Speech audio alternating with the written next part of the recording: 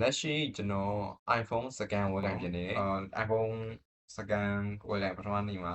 ကျွန်တော်ဘာခံစားရလဲဆိုတော့ဘာမှလုပ်မရတော့ခံစားရတယ် Android ဘက်က Google ရဲ့ Gmail service နဲ့ဆက်စပ်တဲ့ကိစ္စတွေအကုန်သုံးတာကန်ဆိုးကျင်တော့ဒီမှာက Apple ID က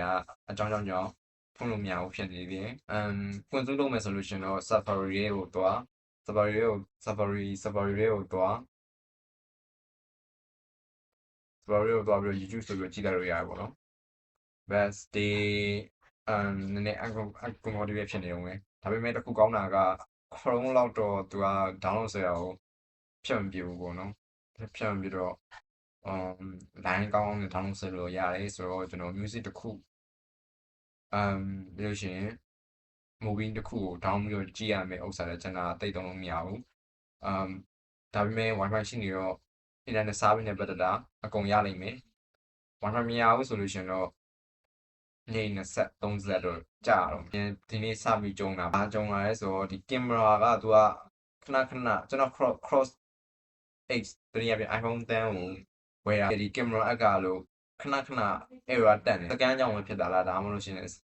cross X ကငိုနေပြဿနာများလို့ဒီလိုပဲဖြစ်တာလားခဏerror တက်တယ်ရိုက်တာတော့ကိစ္စမရှိပေမဲ့လို့ခဏဟိုဘက်ပေါ့နော် portrait နဲ့ photo နဲ့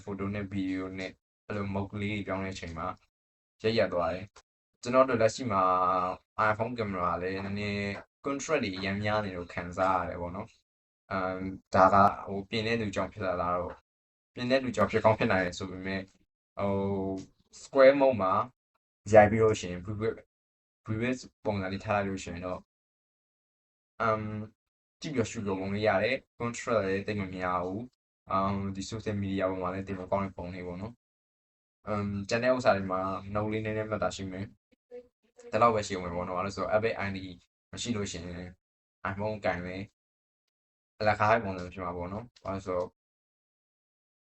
camera တပ်ပုံရိုက်ပြီးတော့ video ရိုက်ဖို့လောက်ပဲသုံးမယ်ဆိုလို့ရှိရင်ကြတော့ဖုန်းလောက်မလို့တော့ဘူးလေခါတယ် camera စကန်လေးဝယ်လိုက်တာမှအဆင်ပြေအောင်မယ်ဆို camera စကန်လေးဝယ်လိုက်တာမှအဆင်ပြေအောင်မယ်ဆိုတော့ဒါတော့ဒီနေ့အတွက်ဗီဒီယိုဒီလောက်ပါပဲဘာတွေသုံးလို့ရမရပြန်ပြောပြတော့ပါမယ်နားနဲ့ဟိုဒီမှာနောက်နဲ့300တခုကဒီမရှာမတန်းနိုင်ဥစ္စာမှာကျွန်တော်300ခင်ဗျာ engineer မို့လို့ရှင်တော့မလို့ပေါ့ကျွန်တော်လည်း engineer မဟုတ်လို့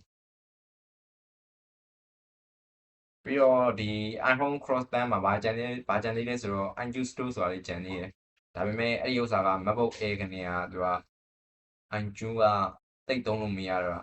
ဒီ MacBook အရင် model မှာရတယ်ပေါ့နော်ဒီ M1 ပြောင်းကနေကသူအရင် internet version တွေမှာရှိခဲ့တဲ့ software တချို့ကသုံးမရတော့ဖြစ်သွားတာပေါ့